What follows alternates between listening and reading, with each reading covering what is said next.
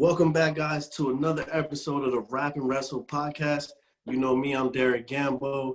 This is the Rap and Wrestle podcast. You can follow us on Instagram, Twitter, Facebook, at Rap and Wrestle. Check us out on iTunes. Check us out on YouTube, at Rap and Wrestle as well. Today, it's a very special episode, special for me as well. Two guys that I've watched do a lot for the community. I've watched blossom in their careers as well.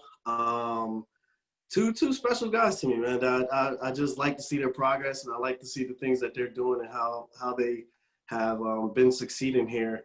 We're going to get to know them better on this episode, and we're going to talk about a lot of interesting things that have been just going on, and let's get to it. And first, we have Ashton Burrell. What's going on with you, bro? What's up, bro? I appreciate you for having me, man. Yeah, man. Of course. Appreciate that. Yeah, definitely. Glad to have you on. Also, my boy, Hot 97 Zone, Luis Mercado. What's up with you, bro? AKA Breaking Lou, AKA King Louie. What's good with you, bro? You gotta take your mute off, Lou. What's up, y'all? I'm just chilling, man. Just getting through day to day. Yeah.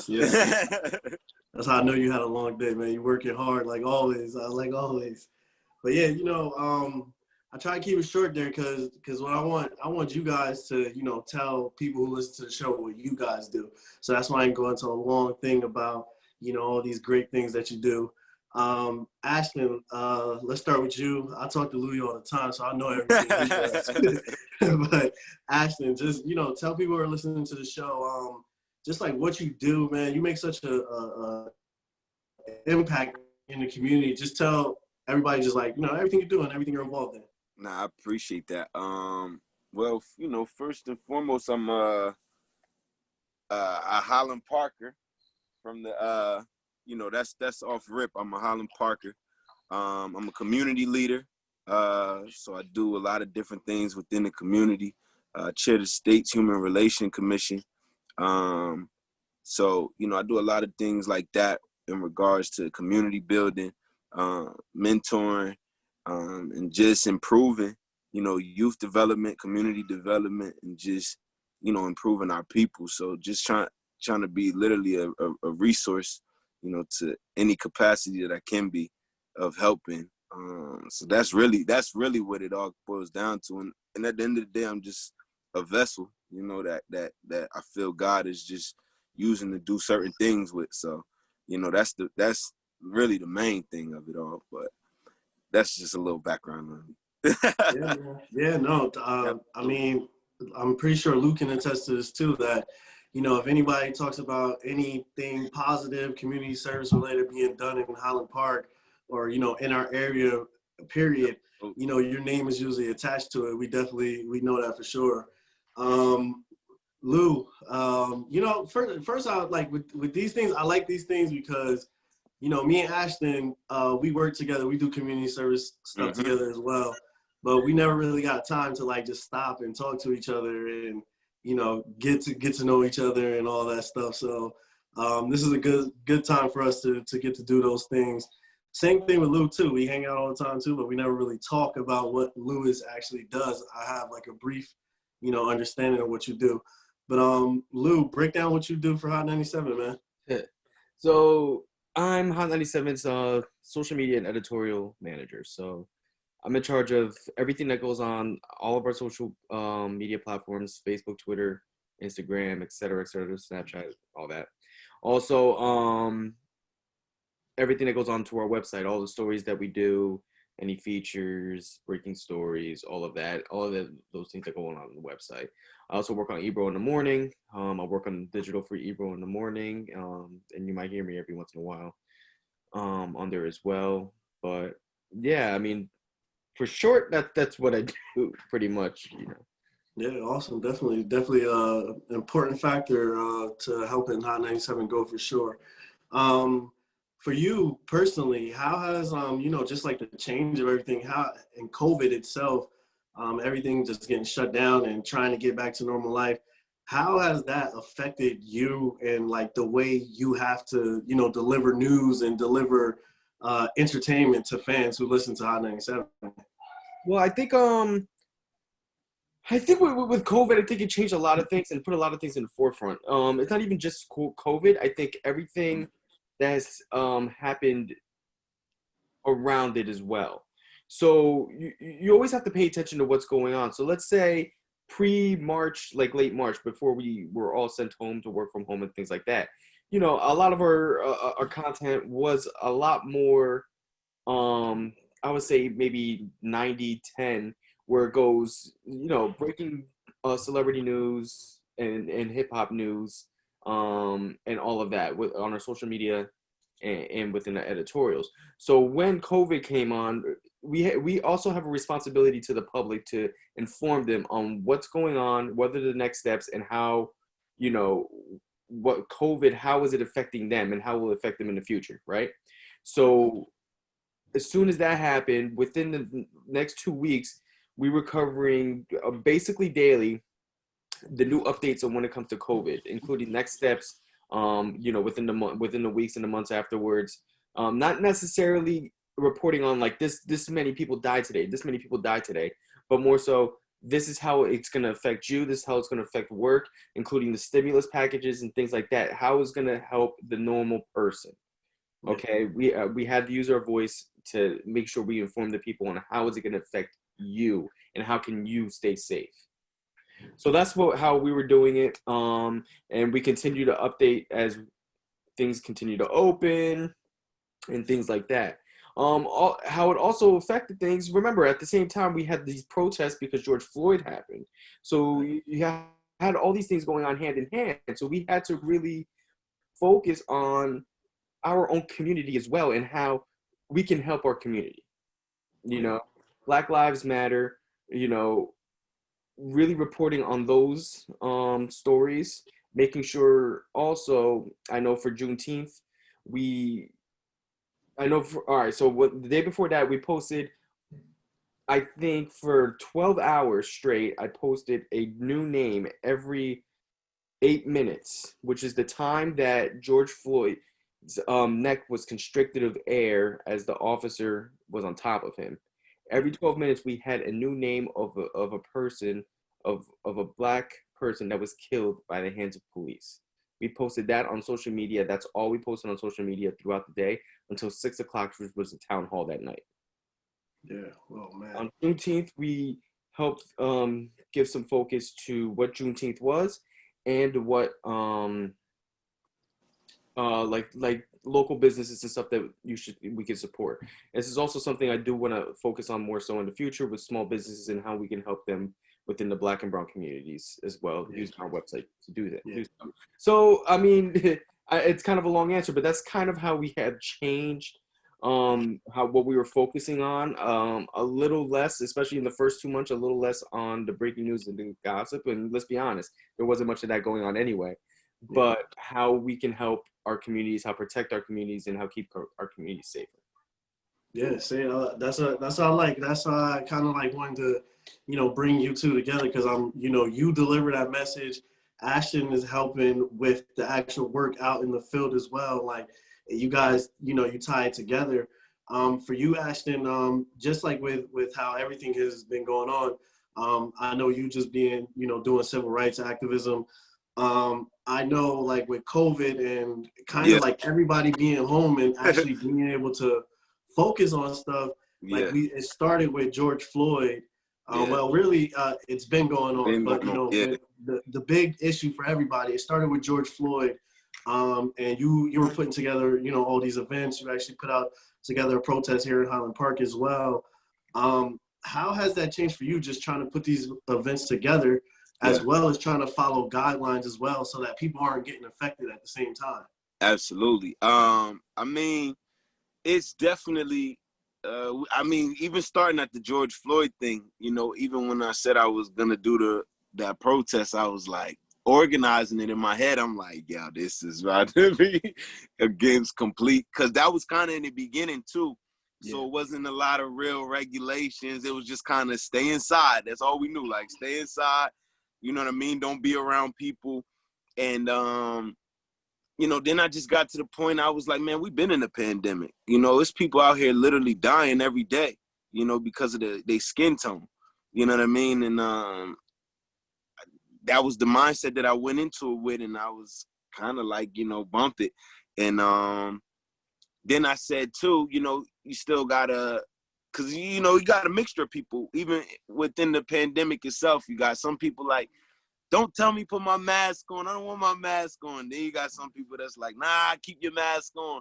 You know, so wanted to make sure everyone was able to be, you know, a part of the movement and that protest specifically that day in their comfort, within their comfort of where they were at with the mask situation. And that's why I created the Zoom for the protest. So if people couldn't make it, they were able to jump on Facebook Live. They were able to go on Zoom. And then I had a call-in number actually, which was set up with the drive, because there were some people that did the drive during the protest, and then there was some people that actually marched during the protest. And the driving part, I created the call-in because I wanted people to be able to follow the directions, because they wouldn't be able to hear it while their car windows was up and there was so much going on. So there was a dial-in number, and people were able to actually dial in and actually hear the whole protest going on, which was amazing. So it was kind of just thinking about, you know, how we should always be thinking, you know, how do you make sure you can connect to the time that you're in, you know, because tomorrow somebody could be like, everything's open. You know what I mean? So then you got to adjust to everything being back open. You know what I mean? So it was just basically about just, you know, figuring out what was going on around you. And then with some of it, it's kind of like, you just got to do it. You know what I mean? And then, you know, you just tell people to, you know, just be respectful and with the health situations. And, you know, you just hope that everybody's just being safe, outside of the events, because when they come to it, that's when you usually see them. So you just hope that everybody's being safe and stuff like that, and you know, you just do it. So I think the biggest change I've seen is like with the food distribution. You know, the number of families that we serving for food distribution is increasing. You know, like Lou touched on, you know, people losing their jobs. You know, people don't got the money to pay for rent. I mean, and these are things that a lot of people have always had problems with. So to add more onto it, it's kind of like, oh man. So the food has actually been able to kind of help in some instances with a lot of people. You know, just in the midst of COVID and everything, you know, you seeing definitely a rise in people needing more food and things like that. Like Lou said, people losing their jobs and, you know, just going through unemployment. And then unemployment, you know, within itself, that's another job. You know what I mean? People not getting through. You know, I've heard countless stories of people calling 2-3 weeks straight, you know, months, I'm sure, trying to get through and not getting through. You know, so just to be able to provide that little bit of a load off, you know, it goes a long way. So that's why I appreciate you, Derek, and the team that, you know, y'all make sure every Tuesday that the food gets delivered there. You know, it's so helpful. And I tell people all the time, like, you know, a lot of stuff that some of us, you know, we ungrateful for, man. It's so many people that would be so quick to, you know, just swap positions real quick with us, man. And the COVID it's shown a lot, man. You know, from the food distribution, you know, you see in people's colors. I think it's doing that too. You know, in regards to people are sitting with themselves, man. You can't go nowhere. You know, you can't fill up your schedule with putting a mask on and stuff like that. You gotta sit with yourself, man. And I think a lot of people are growing during this time, because I think they got a chance to like sit with themselves and really say like, oh, okay, this is wrong, or some of them saying this ain't wrong, and they just gonna be what they gonna be. But that was one of the biggest things I saw in regards to, like, you know, being in the community was the rise for the food, and groceries and stuff like that. Yeah, no, definitely. I can definitely see that for sure. And one thing with that as well, especially what's important about what you do is and it kind of it influenced me to actually want to do it too. I never told you that, but like just seeing you, what you were doing in the neighborhood. I'll talk to Luis and I'll tell him like, yo, you know what? I think I should get involved. We always see Ashton doing everything.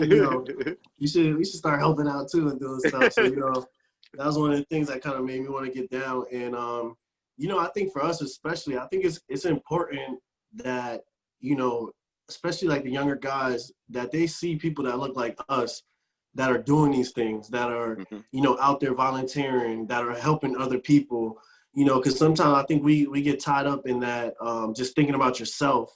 Yes. And you're not worried about everybody else. So I think what you do for sure, it's a good purpose, and just you're influencing a lot of people to actually want to be selfless as well, and just want to help other people, and take the time out.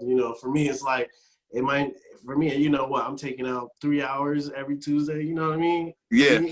For sure. It might not. It doesn't seem like a big deal to me, but maybe to other people, it's like, oh, he took time out of his day away from his family to help somebody else.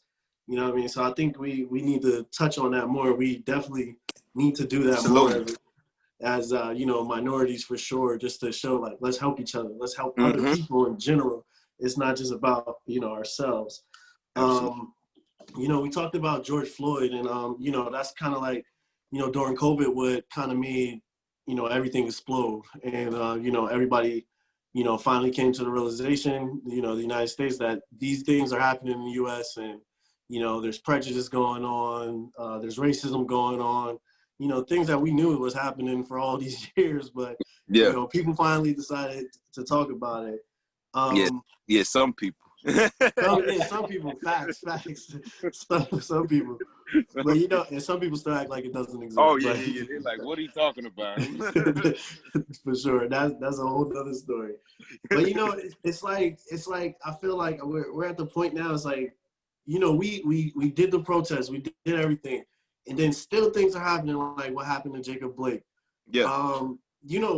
Like, I don't even know what to say. Like, what needs to be done to like for this to stop?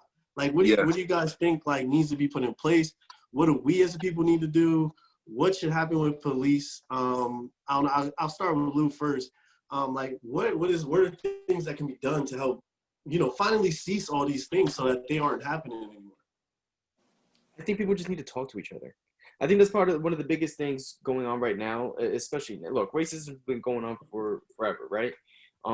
This isn't nothing new, this racism thing, okay, you can say we elected a black president, and you look at this person, they're doing this, black people doing that, whatever. That doesn't mean anything, okay? These are things that have already been happening and all that stuff.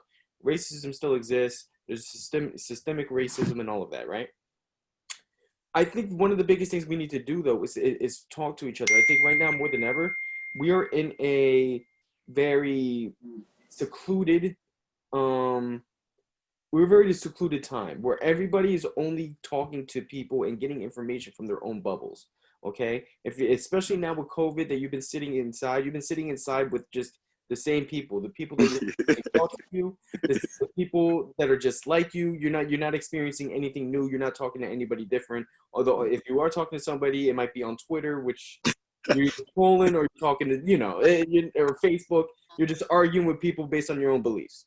Absolutely. I think the biggest thing I think we need to do, number one, is talk to people. Look, there's going to be people who think differently from you, and that's okay. And you can have conversations about that. That's okay. Now, no one's going to, I wouldn't take disrespect, but I think it's important for people to start talking to each other and listening to each other, more importantly, because that's what I think is missing right now.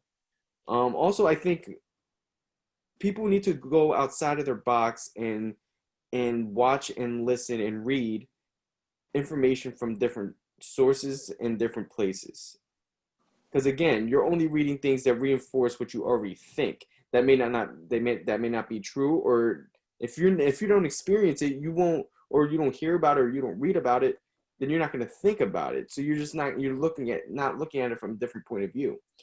I think people just need to start reading again, really, but looking at taking yourself to just go outside to another place, and learn more about those other experiences, so you're not so ignorant. I think those two things will actually help a little bit. Yeah, no, I definitely agree with you. Ashton, what do you think kind of like needs to be done to kind of make sure that these instances, they stop once and for all? I definitely agree with Lou. I think people, I agree with that. Like, if I get that on a t-shirt, like, read more. Like, I think so many people got to tap into books and not just Instagram memes. You know what I mean? Like, people read a meme, and there's so many memes, people will read, and it incites them, and that's great. That's great that it motivates them, but then you start talking sometimes with false facts, and sometimes when you got false facts, you run into the right person. A, you might get your feelings hurt, and B, you know what I mean? you're gonna be looking like you don't know what you're talking about. So I definitely think reading is essential right now and always. Accountability. I think a lot of these people just need more accountability. If you able to just keep beating somebody up, and you know that nothing's gonna happen to you, I mean, you're gonna keep doing it, right? So it's like the bully in school type syndrome. You know what I mean? Like, the bully always gonna keep bullying someone until the bigger bully comes and beats that bully up. Then he's no longer the bully. You know what I mean? And I think that's kind of the situation with a lot of different things that's going on in the world. Everybody's, like you said, it's systematic racism. So it's already built into the system, which means it's only really one way to get rid of it, and that's to shut the whole system down and reevaluate it and rebuild it. You know what I mean? There's so many things that's not going to change because it's just so deeply rooted. And, the only way to get rid of a root, you got to kill the root. You got to literally do just that, So I think when we get to the level that we're able to understand that killing the root don't mean getting rid of people literally, but more so getting rid of the systems and the mindsets that have been passed on to them in just every place. I think then we can begin to get somewhere, because there's still people that in general just don't feel like Black Lives Matter. Shoot, there's some people I don't think they care if any life matters, but theirs, and I think, like you said, if people started reading more, reading real stuff. Right. Specifically, yeah. I think that can definitely help, and start holding these people more accountable and not giving them a death duty after just shooting somebody a million times because of their skin tone, and you saying their skin tone was a threat to you, right? And then the worst you're gonna get is a slap on the wrist, death duty, or transfer to another place, and and not even just with the officers, employers, some of these heads of places are just, completely racist.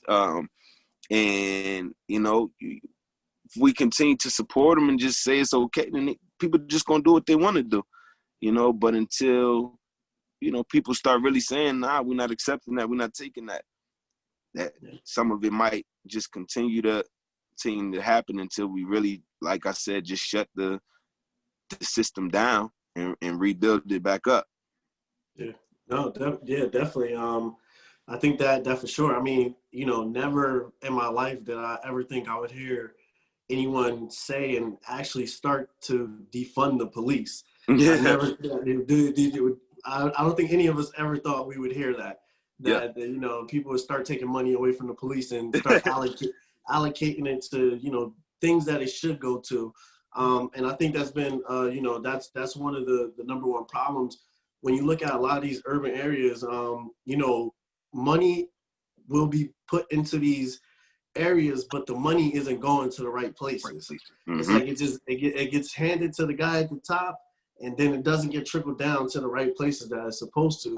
And you know, that's a wrong. You know, that's wrong. We shouldn't be dumping all these millions into the police. And you know, when there's a problem with education in these areas, you know, it's proven that if you will fund education and help kids get a good education, put money into these after school programs and things like that, violence and crime will stop in these areas, and you won't need to be putting all this money into the police department. And I think that's the biggest thing. I think people tend to look at the problem all the time, but don't tend to think, why is the problem happening? Exactly. Yeah. So everybody's like, oh, well, we need more police because why are these people killing each other? Especially, why are these people doing crimes? People need money. I'm not saying everybody's a good guy, and I'm not saying that's the reason for everything, but generally, yeah, they are doing these things because that's the only way they know how to survive. To them is survival of the fittest at this point. They're just trying to find a way to live. Absolutely. So how can we? And that's the thing. Everybody wants a quick solution to the problem. There is no quick solution to the problem. This has been going on for hundreds of years at this point. You know, absolutely. It's a mindset. It's embedded. It's literally embedded in the DNA. So absolutely. It's finding the steps on how we can fix it throughout these next few years, so the next generation can have a much better experience than even our generation that had a million times better than the generation before that. Yeah, absolutely. Yeah, definitely. Go ahead, Ashton. Now, I was just gonna say I completely agree with both those. And I think, you know, with the money situation too, you know, when we got to make sure the education people are spending it right, you know, making sure that the right teachers is in the building, you know what I mean? The right educators is in there, you know what I mean? Not somebody that's just going to fail a kid because they didn't maybe do some homework, not knowing that they student is taking care of three of their siblings, making dinner, you know what I mean? The only the adult at home, and they like 14. You know what I mean? So just more compassion for some of these kids. I'm not saying you got to give them a free pass, but you know, sometimes, like you said, it just take a quick talk for you to even understand, like, oh, that's why they acting like that. That's why they late coming here or doing like this, or they may be acting up. They may not have ate this morning. You know what I mean? They may not have ate for the last couple nights. You know what I mean? So it's always, like Lou said, there's always a reason that there is a problem for most situations. Most people wanna rob and stuff like that because they want something. They want what they don't have, or what has been systematically put on them to not have. Right. You know what I mean? Yeah. So it's kind of like, you know, you'll create these laws, you know, that will allow for one of the breadwinners in the house to get arrested, which leaves for one person to take care of a whole house. You know, and in a lot of situations, it becomes a single mother, you know, who then has, you know, younger kids, and you know, the natural feeling of some of these younger kids is, I got to take this on. And sometimes that single mother needs, like you said, a tag team partner. You know what I mean? And sometimes that tag team partner might be somebody so young, like, you know what I mean, that you least expect, and you know, your son or your daughter, you know, and next thing you know, they got the weight of the world on their shoulders, you know, making decisions that adults make, but then they got to go to school the next day and ask to go to the bathroom. You know what I mean? So that's kind of confusing. Like, I got to ask you to go to the bathroom, but I know that I'm working this shift from 3:30 to 11:30 at night to make sure that the families eat. You know what I mean? So it's just so many things. There's so many factors to it. Like Lou said, it's impossible for it to be a quick solution, because there's so many problems. And even with fixing it, each each year is gonna have a new problem to add to it. You know what I mean? It's always like the problems that we was fighting in the 60s, we fighting the same ones, but the list just got longer. So it's like you just taking that down. It start off at maybe like 5 numbers, then in 2 years it might be up to like 52 problems. You know what I mean?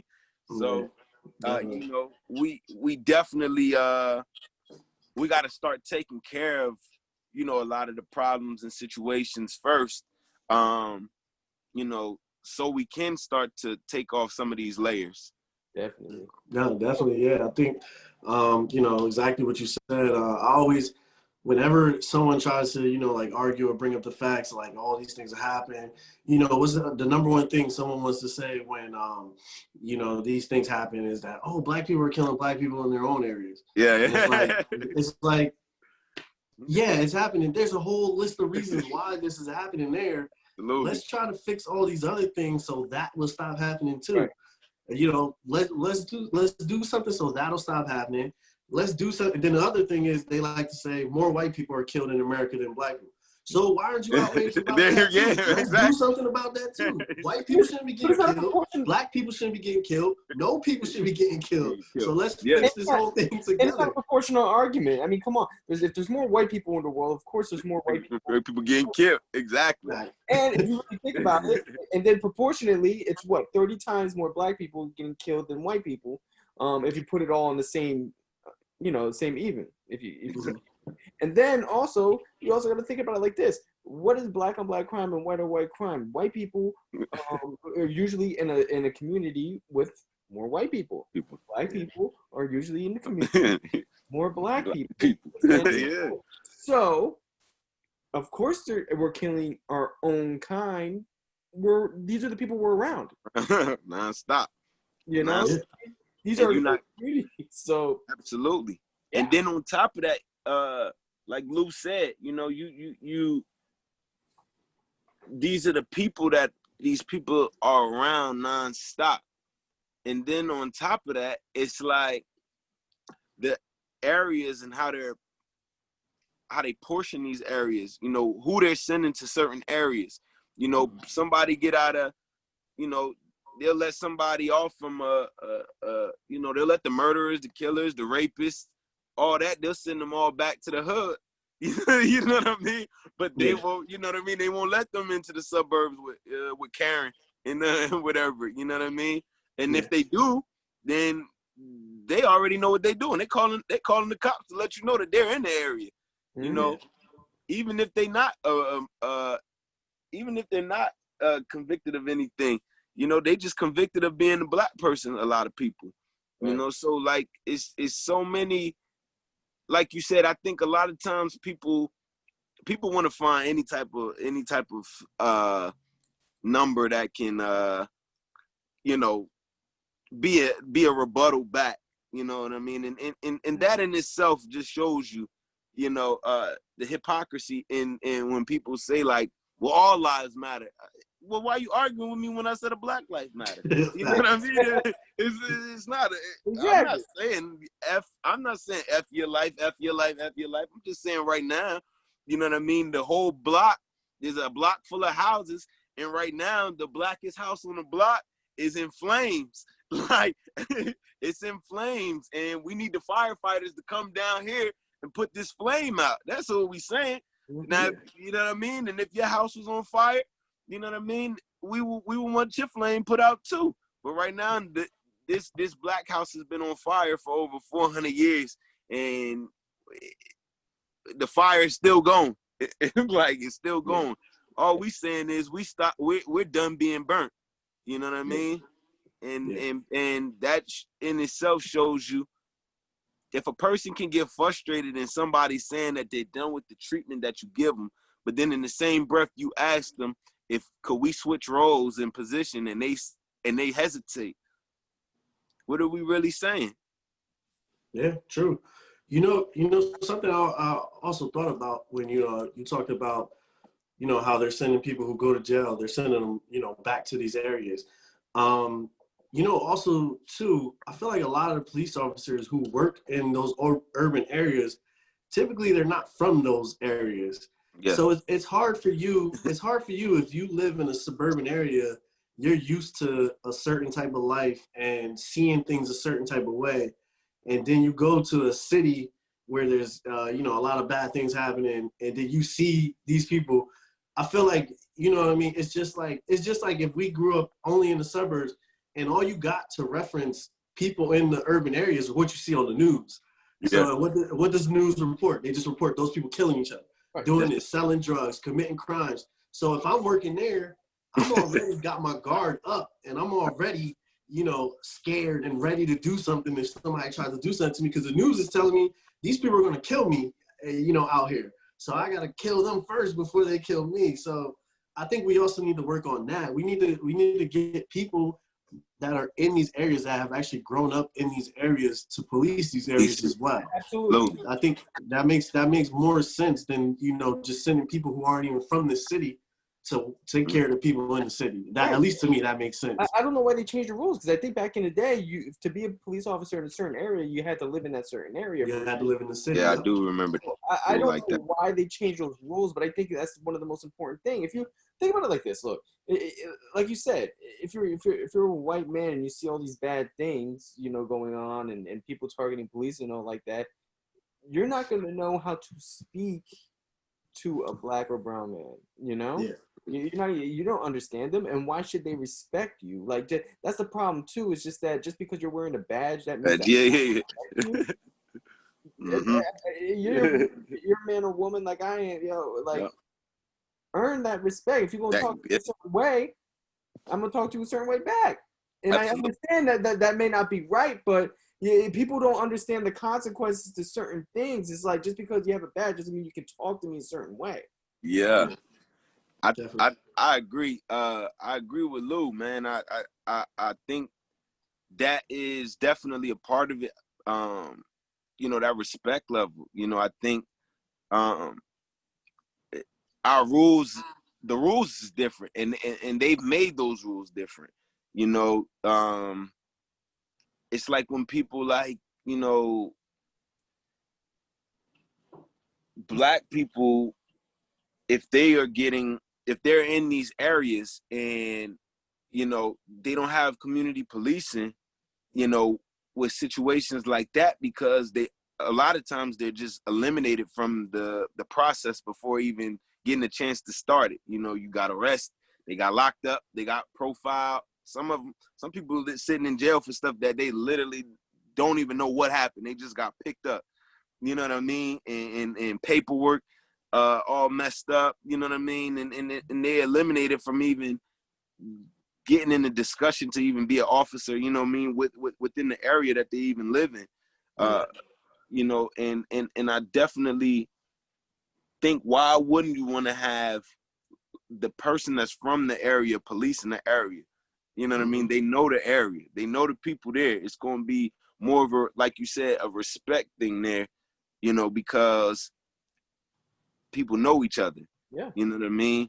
People know, you know, and it'll be like little stuff, like a kid shoplifting. I'm not saying stealing is good, but kid shoplifting like a candy bar, man, it don't need no 2-year sentence or 3-year sentence for something like that.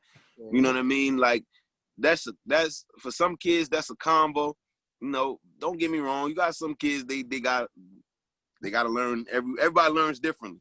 You know what I mean? But it's so many little petty crimes that happen, man, that take a maximum chunk out of people's lives. And it's little stuff like that sometimes create the same problems that people say are problems, and they don't even see how they attribute it to that problem in the beginning. You know, people think because they started a problem in 96 and then it's 2016, like they're able to complain about it. But like you said, the real root behind the problem is you started it. Like, that's how we got to this point. You know what I mean? So accountability even goes back to that. You know what I mean? Just really realizing, you know, and making sure it's fair all across the board, because, you know, it's not even just with the cops. You know, you got somebody like Brock Turner, who like raped the young lady. And the judge said in court, like, I don't want to mess up this kid's life. I'm like, well, what about this young lady that just got raped? Her life is destroyed. You know what I mean? But you didn't want to mess up the blonde hair, blue eyed career. You know what I mean? Whereas though you got a woman who wanted her child to have a better education, or, you know, might have just made an honest mistake and sent her kid out of district, and she got 5 years. Yeah. You know what I mean? So it's crazy. You know what I mean? We can't. It's impossible for people to sit and say that all lives matter, man. You know, when you continuously see it, that it doesn't. Yeah. No, I definitely totally agree with that. You know, and at the same time, because I think people always get it mixed up when, you know, we talk about things like this, and, you know, this is not an attack on the police. You know, we know, and, you know, we've all dealt with. I know back when I was in college at Rutgers, I worked with a lot of good cops. So we know there's a lot of good cops out there. Of course, if any of us get in trouble, the first people we call on are the police. So, you know, we definitely respect the good cops that are doing their jobs the right way. So I don't want people to misconstrue and, you know, assume this is an attack on the police, because that's definitely not what we're doing. It's an attack on the bad police that should not be police in these areas. That's who we think need to, you know, those are the ones that need to lose their jobs. Those are the ones that need to be held accountable, like Ashton said. And, you know, they shouldn't be, you know, just protected because they have a badge on their chest. You know what I mean? Yeah. And I think even with that, like, you know, there is good cops, it's bad cops, you know, but it's still, you know, it's the overall cops, you know, and that it's the same way that people use that against a black person. You know what I mean? It's some people that see all blacks the same. You know what I mean? You know, that see all people. You know what I mean? So they're not. Police aren't eliminated from that discussion. You know what I mean? They're in that. And one of the key things is they're able to take their badge off at night. You know what I mean? You can't take your skin off. You know what I mean? So you could blend in. You could take your badge off and blend in. Just like with anything, you could take your suit off and blend in. You know, you could take off your whatever uniform and blend in. You know what I mean? But when something's embedded in your skin and that's your skin, and your skin is your identity, you can't take that off. You know, so I think that's just what people are saying. You know, people want the same liberation and freedom that other people are able to walk around with. You know, people want to be able to take a jog down the street, you know, and not worry about being attacked. You know, they want to know that they can speak their mind comfortably and not feel like they're going to get demonized because they speaking against what a lot of America has allowed to be considered acceptable and okay. You know what I mean? And I feel like blacks and people of color in general a lot of times have to always put up a mask. You know, we always got to carry ourselves a certain way. Or if we around the cop, we have to get, you know, straighten up and stuff like that. Whereas though they the one that took the oath. They the one that took these trainings. They the ones that's supposed to know how to do all this stuff. You know what I mean? I didn't take them trainings. You know what I mean? But I've had a training in life that lets me know what's good and what's bad. And what's going on right now is obviously not good. You know what I mean? So if a person can agree with what's going on and feel okay with it, then you know, it kind of lets you know a lot about where they at with it. Yeah, definitely. No, it definitely tells you the type of person that they are for sure. You know, this is you know, 2020 has been a very crazy year. Oh yeah. A lot of crazy bad things have been happening. You know, something that's coming up, you know, the election. Just which could be the ultimate icing on the cake on the badness that has been happening this year. But you know, for you guys, I'll start with you, Lou. Just what is the importance of the election, and why should people actually, especially our younger people, get out there, register, and go vote this November? I know people say this every year, but this is definitely probably the most important election of our lives. A lot of things are at stake in this election. It's not even just presidential. You have to think about Supreme Court. You have to think about the judges that are coming in. You have to think about, Senate and all of that. This is a very important election, okay?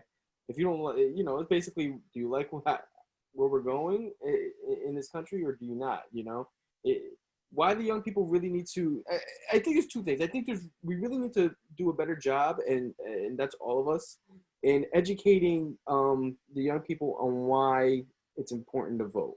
Because, and not to only vote in the presidential elections. Because, and many times, the decisions that make the most impact in our own lives day to day come in the city council and these little elections, the school boards and all that stuff, that they won't go on an off year to vote, but those make direct impact on yours or your kids' lives. You know what I'm saying? So I think, getting education, and also look why it's very important. I mean, you have to think about, I'm trying to answer this without being partisan. You have to look at like what's going on in the world, and like, do you agree with the migrant children getting sent back, separated from their parents and things like that, and whether climate change is real or not, or whether we're going to go to war or not, or being lied to about a virus that is 5 times more deadly, direct quote from him, Donald Trump, than the regular flu, although he told us that it was not. It's important to vote, and from what I am proud of this generation even below us, is that they're starting to understand how important their voice is. Yeah. Once you start talking, and once they see the movement in numbers like that, they start backing off of things, and they start change really starts happening. Now, and it's not going to be fast, and I think a lot of people have to really, like, control their emotions when it comes to, like, oh, well, this is never going to work, or this isn't happening fast enough. No, this is a slow process. You're not going to see it day to day. But 2 or 3 or 4 years from now, you might see the differences if you keep going from what you started day one. Absolutely. I think one more thing about the election is just also just register. I think just keep your foot on the pedal. Yeah. People are listening to the young generation, and this is the best chance for some of the things that we want to be done than ever before. Yeah. There is no such thing, and I think a lot of things with the younger generation has a problem with is, oh, well, this person is not perfect. There's no such thing as a perfect president. There's no such thing as a perfect human being, and there's damn sure no such thing as a perfect politician. It just is what it is. Yeah. But who will give you the best chance to listen to you and to listen to the needs of the community, to push for the change that you want?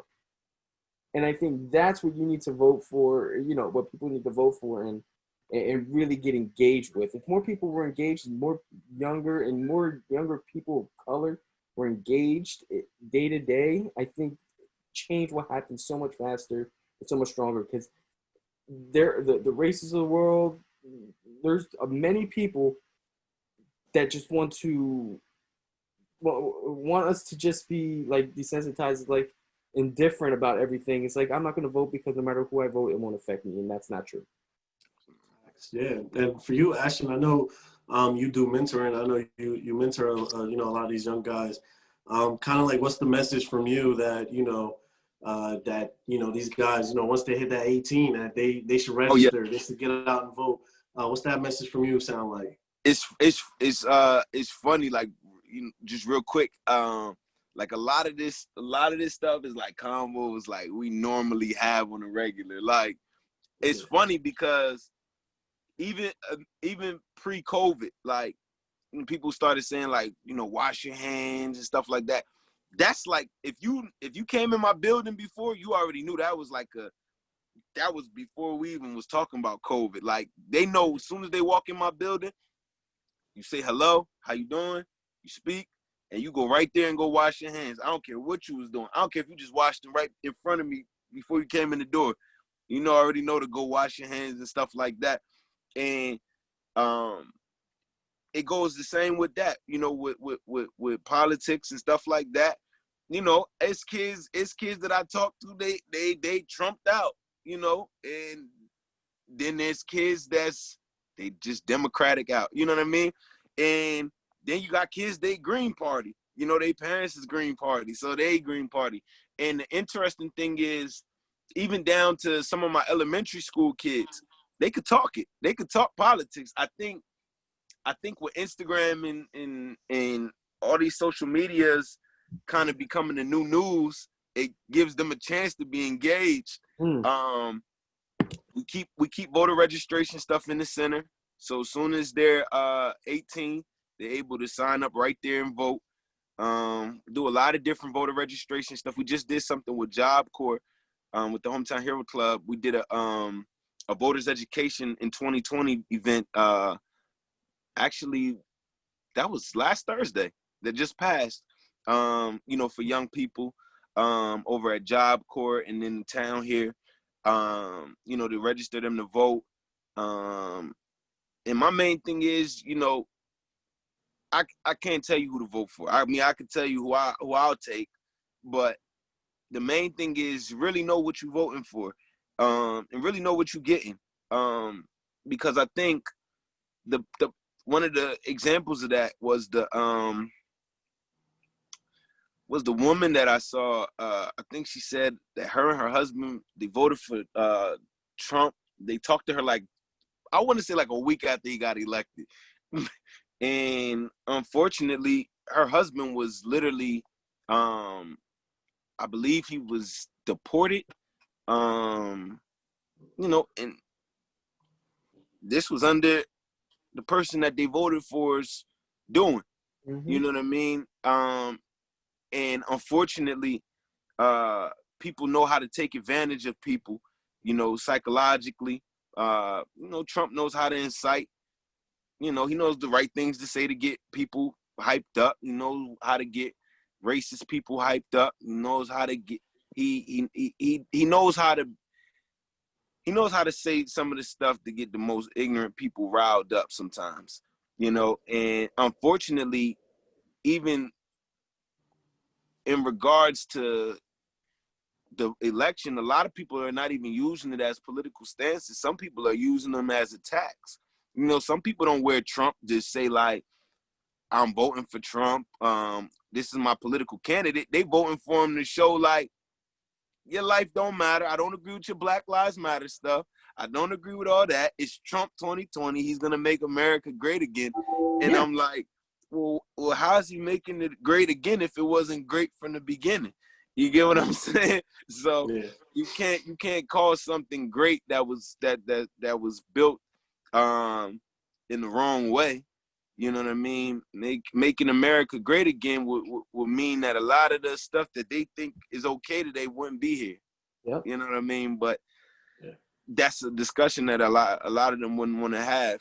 And I would just say, make sure you just get out and vote. And let's put it like this. I watched the thing the other day where they said that, where they had like I guess for one of Trump's commercials or something like that. It was some kind of people. I guess they got I guess tricked into doing what they were doing on a commercial.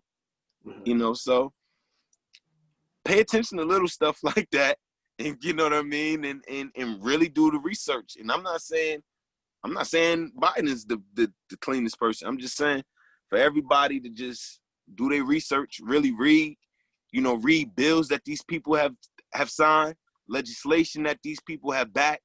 You know what I mean? Really get to know who you putting in office. And that's the best thing that I tell people all the time with voting. And make sure you use a vote. You got it. You know what I mean? Use it. You know what I mean? Use it. Use your vote. You know, absolutely. It's people. It's people that'll say like, you know, don't vote, it don't do nothing, and give or take to a certain extent, there's some truth behind some of it, but your vote does matter in the same breath, because not only does it matter to a certain extent, it's people that literally die for this, man. It's literally that put their life on the line, their bodies on the line. You know what I mean? So that would be a disservice to them for us to just let that just go to the wayside. I know I can't sit there and repost John Lewis when he passes away, but then in the same breath I say I won't go vote. You know what I mean? Because it's disrespectful.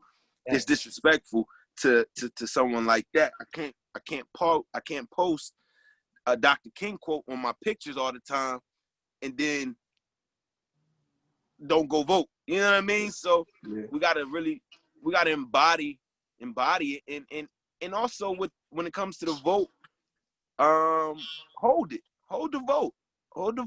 You know, say this is what we need as a people, and if you would like a vote from us, this is some of the things that we need done. You know what I mean? And hold them accountable for what you need done, because they're coming to you for a vote. So you need to make sure you're going to them for something in return. Amen. And think about it like this. If your vote didn't matter or your vote didn't count, they wouldn't fight so hard to try to take it away from you. That's it. Definitely fact. They fight really hard for something that make you think it doesn't matter. Well, if it don't matter, why are they trying so hard? Fighting so hard? Absolutely. Yeah. No, definitely. I definitely totally agree. Definitely good points on both sides for that. You know, I know we pressed for time, so I'm gonna ask one final question to both of you guys. For first one, I'll ask to you, Lou, first. What's the importance of being in the media and making sure that the right message is put out? And also, if someone wants to, you know, get involved and, you know, take the route that you did, how can they get involved if they want to be a part of the media industry as well? So the first question, so how do we get like the right message out? What do you mean by that? Yeah. Just the first question, importance of being in the media and just making sure that the right message is being put out. Well, the important thing, think about it like this, especially being in the media at all, and even if you're not with a big company or a big brand like I am on Hot 97, but think about it on YouTube or even TikTok or something like that. There's a potential of thousands of people listening to the message that you are saying. Yeah. I take a responsibility every day when I come on the Hot 97 to produce and to give the best and most accurate information possible wherever I can. And I'm not saying we're right all the time. I'm not saying we have, you know, we can't improve. But what I'm saying is my intention, as long as I'm here, is to give and share the most right information that we have at the time when we have to. As well, because with an audience like that, you automatically take a responsibility on, sure, you can, you know, everybody likes entertainment and everybody likes the fun and all that stuff, but you have to tell people what matters as well. Or else no one's ever going to learn. Sometimes the best way to learn, and I think that's the best science with shows like Last Week Tonight, The Daily Show, and et cetera like that, is people learn best when you mix the entertainment with education. Yeah. So with that, you know, you always have to take the responsibility, because think about it like that. One word or one sentence or one article can cause can cause action from other parties, you know. Like you don't realize how important your voice is until it's too late, to be honest. For somebody like me going into media, look, I took a non-traditional route. I was lucky in many cases, and I worked hard. I think the best thing you should do, especially in the times like today, is if you really want to get into media, you have it all in your hand. You don't have to get a $1,000 camera. You don't have to get like $2,000 laptop like I have here. Like, you don't need any of that. Yeah. You have your phone. Most people have their phones. That is your biggest tool. Social media and your phones. Build your following and your identity from there. everything else will come. You know, I think it's important for people also to take ownership of the things that they do. Putting things on Instagram, putting things on YouTube, putting things on TikTok means you basically lose ownership. Yeah, they're paying you for it, but they're using your video for ads for themselves, to make money for themselves. So I would say take ownership in what you do and with these videos, and you know, continue to grow your audience that way. Learn who your brand, learn what the audience wants, and then continue to grow it from there. You know, don't wait for somebody to find you or things like that. You don't need to. You'll be surprised if you DM somebody, they might respond, or they might see, hey, you know, this is my portfolio, and I think it's very important to have a portfolio in place. Again, you never know when something's gonna happen. Yeah. So you want to be ready. If somebody's like, you know what, I'm gonna take a look at you. Do you have anything else? Do you have a portfolio? Do you have something else that you might have? Be ready. Be ready at all times. Yeah. Be like, hey, you know, hey, I would like you to look at this. Oh, well, this might be cool. Well, hey, here's my portfolio if you care to look at anything like that. You know, you might get a yes, or you might get a response. You never know. You never know who's watching. You know, always be prepared and always be professional, and use your phone. Honestly, if you want to get into media, use your phone. Yeah, no, definitely. I definitely agree with you, man. Some good info. I'm gonna take some notes on that as well. But Ashton, for you, if people want to get involved in their community, especially you know we want to get these young kids out there for sure, you know, to help out in their communities as well. What are some of the steps they should do, and what are some of the things they should look into to, you know, get that accomplished? I think the easiest thing that costs nothing is to just work on yourself. You know, a lot of times people always, they'll ask me, they'll say they want to do this, they want to do that, they want to get involved, but then they'll go missing. You know what I mean? And a lot of that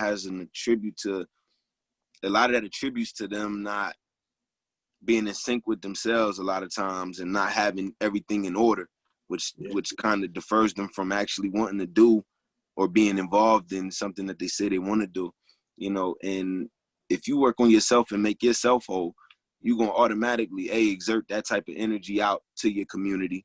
You're going to find yourself in it, you know what I mean? And you're going to be setting an example, and that's one of the highest forms of giving back, like Nipsey said, you know, being that example. So like you said, if you're able to be an example, that helps out sometimes more than people think, because there's multiple people that can see one person doing the right thing, you know what I mean? And you can, if you have a chance to make something the so-called wave, or the you know what I mean, whatever, the swag, to make it lit, like make giving back lit, that's the way to go. And you know, if they want to get involved, you know, there's plenty of things they can do. You know, I know for a fact, you know what I mean, there's friends that they may have that's going through something, so maybe just picking up the phone, reaching out to somebody that you ain't talked to, you know, talking to somebody that you may not normally talk to, somebody that, you know, may be going through stuff that you may know of or may have heard of, just speaking to somebody randomly, even if they don't speak back, you know, you never know what that hello may have did, you know. So if you maybe change your attitude, sometimes your spirit, those are some of the easiest ways to give back, you know what I mean? And don't be selfish, you know what I mean? Keep the selfishness out of it, and you'll always find yourself giving back, you know what I mean? And that don't mean just give yourself and deplete yourself and your energy in your cup till it's nothing in your cup. But you know, just little things like somebody cut you off on the road. Hey man, if you safe, everybody in the car good. Sometimes you get more worked up, like, you know me, F you just you know what I mean? And sometimes the person might have cut you off because they going through hell. You know, they might be going home to hell. You know what I mean? You literally just never know what the next person is going through. And sometimes the best way to give back is to just check yourself and and be within peace with yourself and exert that out. Yeah, no, definitely. Definitely good points by both of you guys. Very helpful resources as well. You know, for both of you guys, for Lou, I want to follow you, check out, you know, things that you've done on Hot 97. How can they connect with you on social media?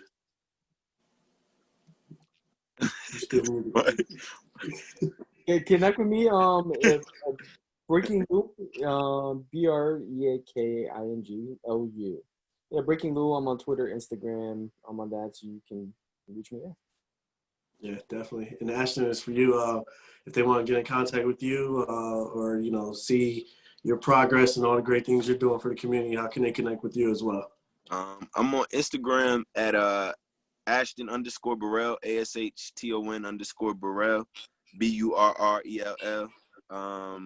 Twitter, I think my handle is Ashton S. Burrell. And they can go to hometownheroclub.com actually too.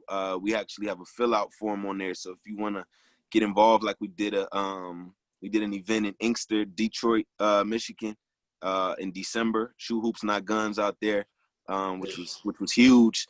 And you know, connected with like some people there and just saw, you know, some of the energy that's just exerted from that, you know, that convo linked people together that never been together through the city, you know, out there. So, you know, just reach out to us, hometownheroclub.com. I'll make sure I get to you as soon as I get the form that's filled out, so we can get something going if you want to get involved. Awesome, man. Yeah. And, you know, basically, you know, both of you guys, I just want to thank you guys, you know, for taking out the time. Like I said, Lou, you know, you're my boy always, man. And definitely appreciate you doing this for me. Ashton, I know you're a busy man. I know you're always doing something. Y'all the busy ones. And I'm trying to stay busy. But you know, I appreciate both of you guys. And, you know, hopefully in the future, you know, we'll work something out, have both of you guys on again. You know, and for us, this is Rap and Wrestle. You can follow us Instagram, Twitter, Facebook at Rap and Wrestle. Check us out on YouTube. Check us out on iTunes at Rap and Wrestle as well. Make sure you subscribe, like the page, all that good stuff. And for this episode, we are out.